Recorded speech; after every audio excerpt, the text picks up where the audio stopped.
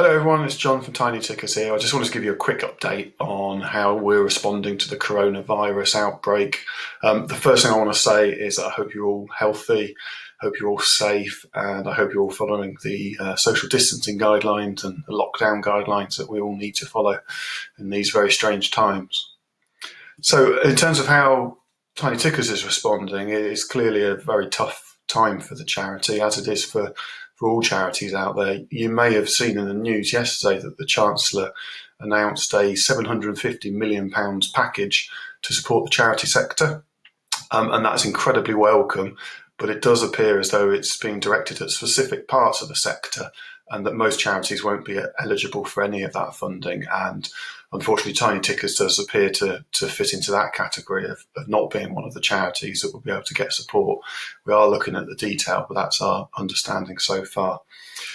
And that means we continue to be in a really difficult place. We don't get any government funding anyway, so we always rely on the generosity of you, our supporters, our fundraisers, our donors to fund our vital work. And suddenly what we've seen is a very significant and understandable fall in our income during lockdown, with events cancelled and with community fundraising stopping, with some corporate supporters not able to support us anymore, and with a lot of trusts and foundations manoeuvring their funding to those charities that are directly involved in the fight against coronavirus.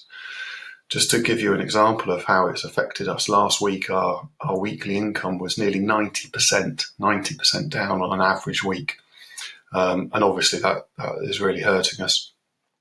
But the fact is we are still here. All our staff are still working. We've not had to take the government furlough option yet.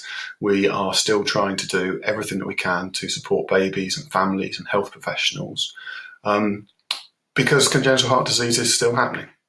1 in 125 babies being born are still being born with a heart defect. Some of those are still being born with life-threatening conditions. Families still need support. Health professionals still need our services. And in fact now, because of this crisis, babies are being born into very different circumstances than normal. So a lot of the high-risk pregnancies that would have had specialist screening are now not having that, as lists are cancelled. We're seeing that only urgent surgery is taking place around the country. Some units aren't operating at all, and they're clearing bed space to cope with an influx of COVID-19 patients. Where surgery does happen, some parents are being separated from their little ones with rules about only one person going in to help their baby through the surgery, and that's a really heartbreaking thing to think about.